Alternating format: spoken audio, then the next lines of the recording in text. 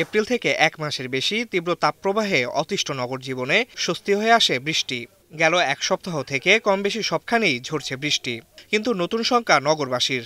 বৃষ্টির জমা পানিতে জন্ম নিচ্ছে এডিস, সাথে ডেঙ্গুর প্রাদুর্ভাব, যে কারণে ডেঙ্গুর মৌসুম শুরুর আগেই হাসপাতালে ভর্তি হচ্ছে ডেঙ্গু রোগী। আবহাওয়া পরিবর্তনজনিত ঠান্ডা জ্বরের সাথে অনেকেই গুলিয়ে ফেলছেন ডেঙ্গুর লক্ষণকে। দীর্ঘ সময় সর্দি কাশির সাথে জ্বর থাকলেও বোঝা যাচ্ছে না কারো কারো ডেঙ্গু। এতে হাসপাতালে যেতে বা চিকিৎসা নিতে হচ্ছে বিলম্ব। বৃষ্টি পানিতে ভিজার পরে বাসা আসার পরে একটু জ্বর অনুভব তারপর প্রাথমিক চিকিৎসা করা হয়।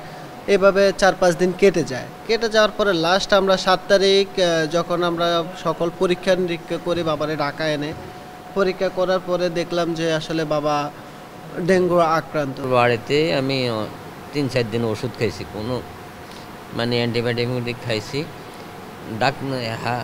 ডাক্তার দেখাই নাই, কমতেছে না। পরে আমি চিকিৎসা না করে ঢাকা চলে এসেছি।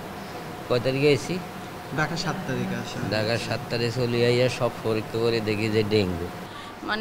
হাত টিপতে হাতটা ব্যথা হয়ে গেছে, রক্ত শুধু ফুলে গেছে এরকম অবস্থা। পরে নিচে ফার্মেসির ডাক্তার বসে সন্ধ্যার পরে ওইখানে দেখাইছি পরে পরীক্ষা দিছে। রাজধানীর মুগদা মেডিকেল কলেজ হাসপাতালে গেল বছর এপ্রিল ও মে মাসে যেখানে ডেঙ্গুতে আক্রান্ত হয়ে হাসপাতালে ভর্তি রোগী ছিল ৬৮ ও ৭৬ জন, সেখানে এবছর একই সময় তা বেড়ে দাঁড়িয়েছে ২২৪ ও ২১৫ জনে। বিশেষজ্ঞরা বলছেন, গেলবারের তুলনায় এবার ডেঙ্গুর লক্ষণের ধরনেও এসেছে পরিবর্তন।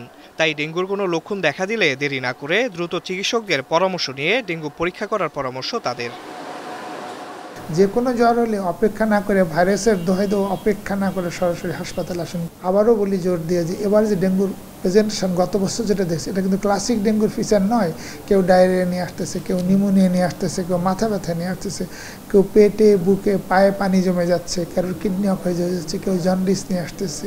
সুতরাং কে কীভাবে আসবে, এটা আমার মনে হয় রোগীর বিচার না করে ইমিডিয়েটলি তার উচিত হবে একজন চিকিৎসকের যে এই সম্পর্কে সচেতন, তার পরামর্শ।